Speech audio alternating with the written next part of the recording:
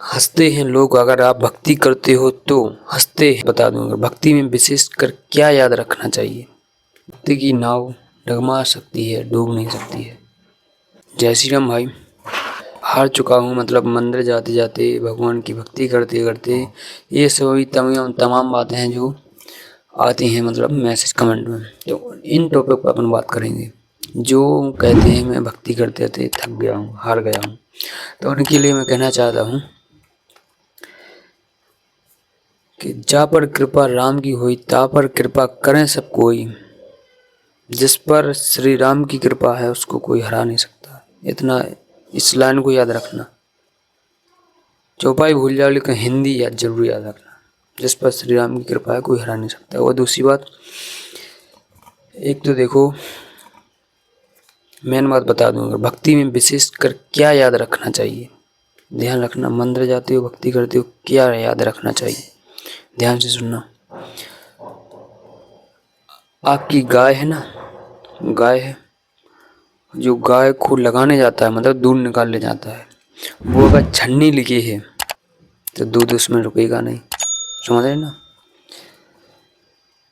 ऐसे ही भक्त जब भगवान से जुड़ता है, तो भक्त जब मंदिर जाता है, भगवान की सेवा करता है, कई सालों गुजर जाती हैं, लेकिन उसको उसका फल नहीं मिलता है। क्यों नहीं मिलता है? क्योंकि वो गलत आचरण करता है, इसलिए उसको उसका फल नहीं मिलता है। अगर आप मंदिर जा रहे हो तो चरित्र पवित्र, उद्देश्य महान, तभी सफल होगे। और ध्यान रखिए ना वो बात कि अगर गाय लगा रहे हो तो बाल्टी ही रखो, छन्नी मत लेना, ठीक है दोस्तों। भक्ति की नाव डगमगा सकती है, डूब नहीं सकती है, याद रखना।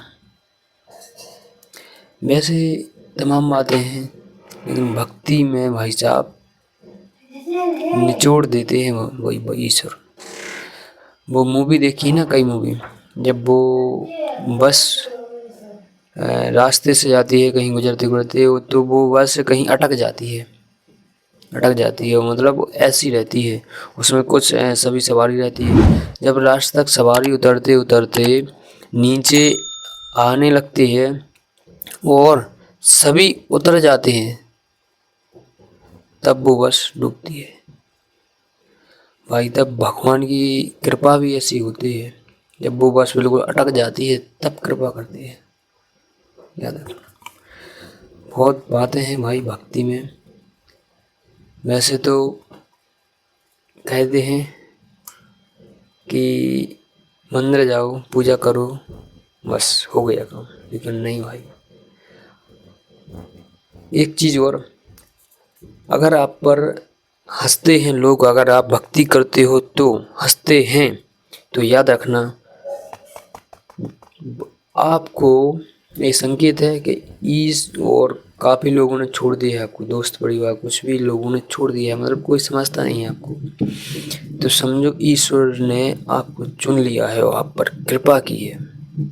हाँ, अब ईश्वर ने आपका हाथ थाम लिया है।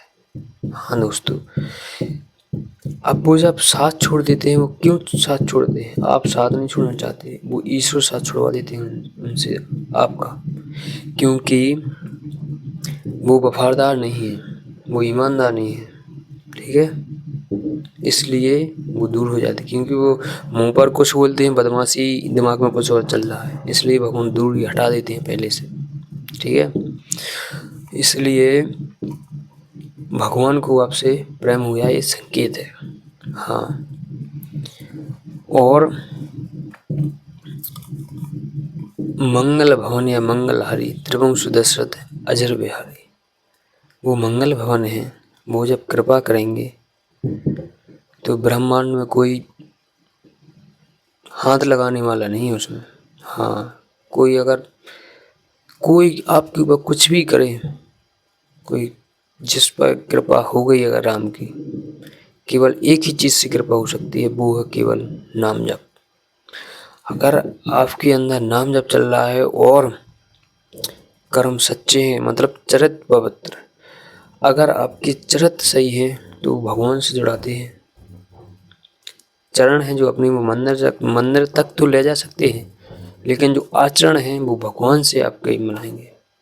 हाँ दोस्तों, भक्ति ऐसे जलेबी निकालते हैं ना, वो पूरे निचोड़ देते हैं तब वो जलेबी निकलती है। भाई साहब, भक्ति में अगर आओगे तो हिसाब से आना, वरना सो इस लाइन में आना ही मत। मैं एक ही बात कहता हूँ, भक्ति कोई हंसी खेल नहीं है।